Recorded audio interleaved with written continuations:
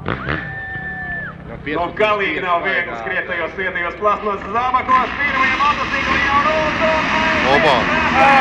Opa!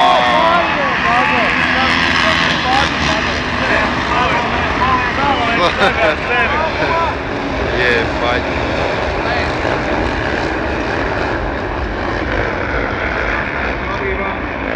Tik daudz? Kosmos, bro.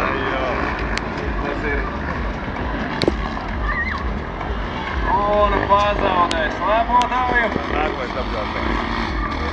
Tas vispār briedis ir, kā drāgi briedis. Kā skaits? Jau vairāk pazuduši slēpotāji. Rudolfs un Salavēts. Pirmajos pēc starta vēl kritiens pirmajā nogāzē, braucot lejā no kalna. Tur divas ekipāžas šobrīd guļas krustām šķērsām. Pārējie vēl mēģina izkustēties no vietas. Daži meklē slēpes, daži savus slēpotājus un savus motobraucējus lielā meistaru klase. Vislielākais pārs šodien. 50 ekipāžas, 100 cilvēku ar motocikliem un slēpēm vienlaicīgi trasē. Vispār neko. Tāpat.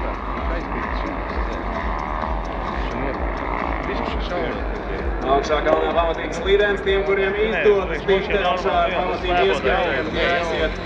Ātri savukārt ļoti grūti ir tiem, kuri sačakarēs puskalnā, un tad jau tur augšā uzrākties ir ļoti smagi. Atkal pamatīgs jūglis, gan krietni vieglāk ir tikt augšā nekā tautas klases braucējiem. Te gan motocikli jaudīgāki, gan arī riepas vairāk uzlabotas. Pirmais aplis lielajā meistaru klasē, un atkal dzeltenais karogs plīvo kalna galā.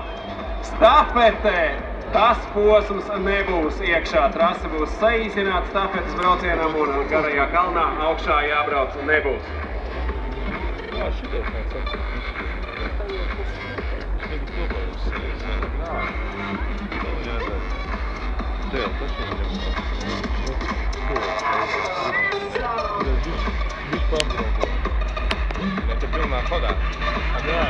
Šeit, ka kalna gals ir pamatīgi noslīdēts, kā jau Vilciņš teica pirms brīža. Tur ir ļoti slīdēts un izskatās, ka pat lielās meistaru klases braucēji daudzi kalnā augšā netiek.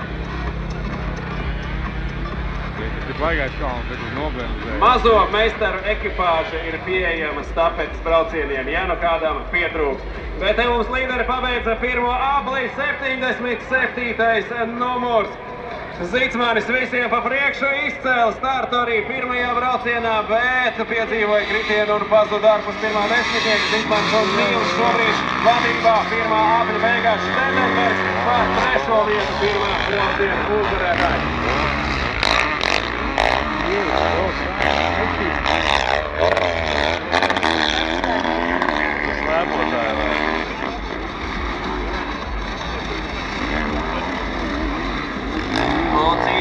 Pozīciju šobrīd lejā no kalna nobraucāma līderi. Zīcmanis un Sīls joprojām priekšā, bet turpat priekšā arī dzeltenie karogi, kas ir palicis puskalnā un otrā vieta mēģina iesprāpties. Turpat labs un krītiens. Atkal līderis krīt un 77. numurs paliek guļus. Aizbrauc garām otrā vieta, trešā vēl tikai tuvojas arvien slidenāka trase.